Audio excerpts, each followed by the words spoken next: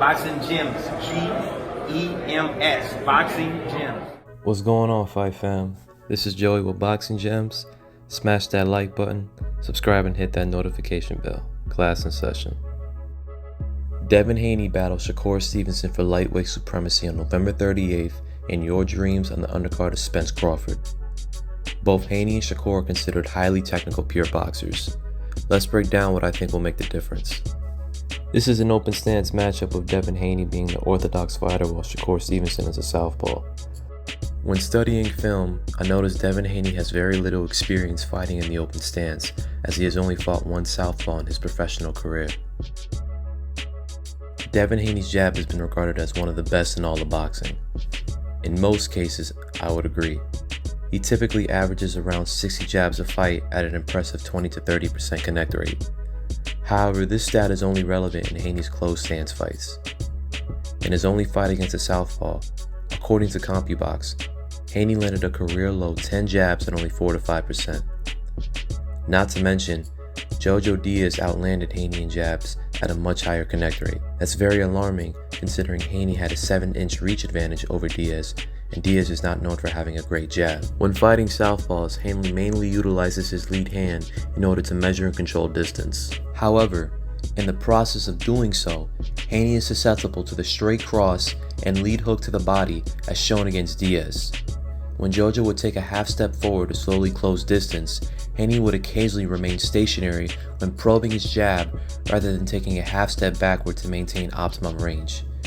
You can see that Haney was clearly in punch range based on Haney's lead hand not being fully extended when trying to measure.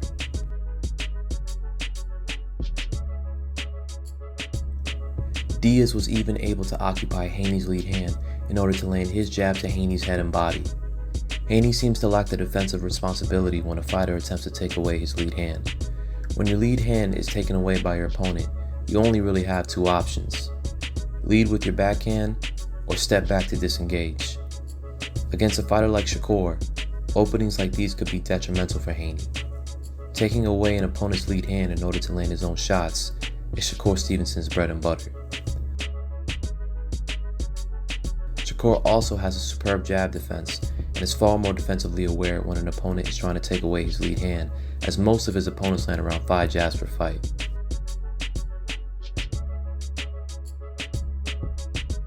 Haney and Shakur are definitely among the sport's most defensively sound fighters.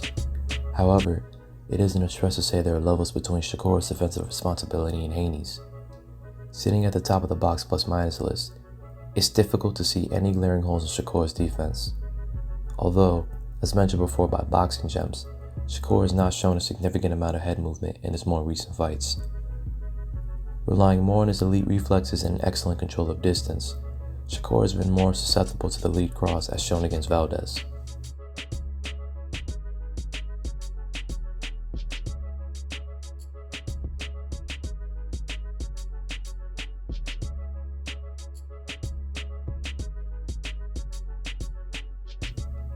Haney has a very effective lead cross that he throws very often against southpaws.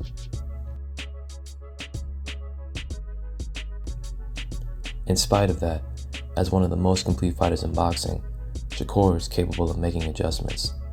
Against Conceição, Shakur changed head slots far more frequently.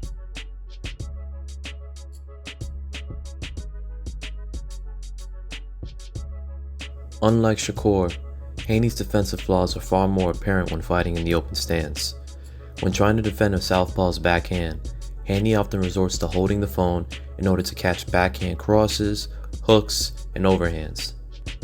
At the elite level, it isn't recommended to constantly catch and block your opponent's power hand. This maneuver has gotten Haney in trouble as fights progressed. Shakur has an excellent overhand that he sets up by occupying his opponent's lead hand and feinting to the body.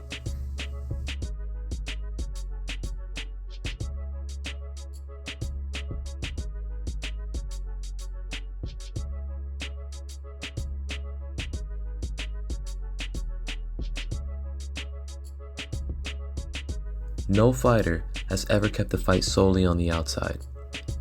Shakur and Devin are no exception. Eventually, both fighters will close distance that will lead to an inside fight. It isn't a stretch to say that fighting on the inside is the least developed skill in Haney's game.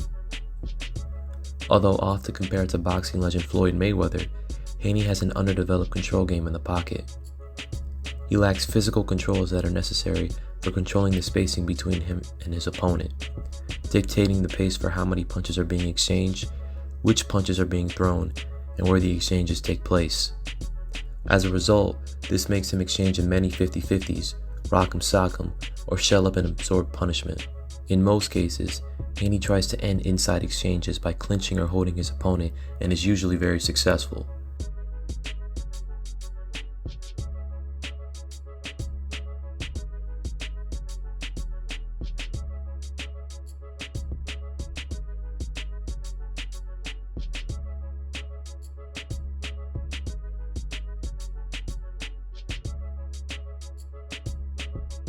Unfortunately, Shakur is the wrong opponent to constantly hold against. Shakur arguably has the best control and guard manipulation game in all of boxing.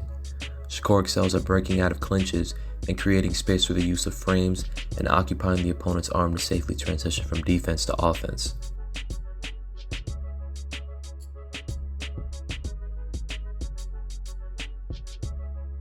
Shakur also manages to use head control along with his footwork in order to get off the ropes and force his opponents into bad positioning while breaking his opponents down to the body.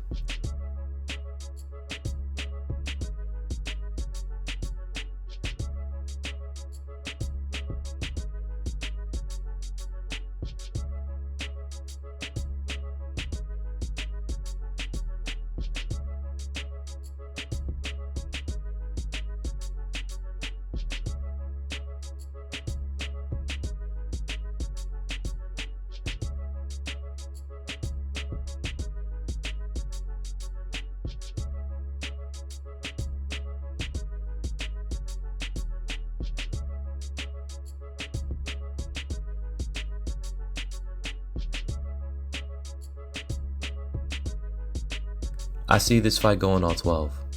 I believe the first quarter of the fight will be a very competitive high-speed chess match.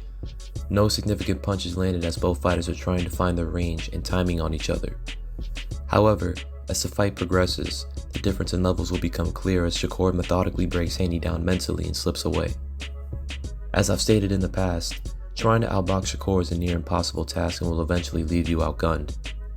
Unless Haney is comfortable with being outboxed for the remainder of the fight, he will more than likely have to go for broke and try to fight Shakur in order to knock him out. Possible, but not probable, as neither fighter is known for having knockout power. I got Shakur Stevenson by UD. Let me know in the comment section who you would pick in this fight and how they would win. Thanks for watching.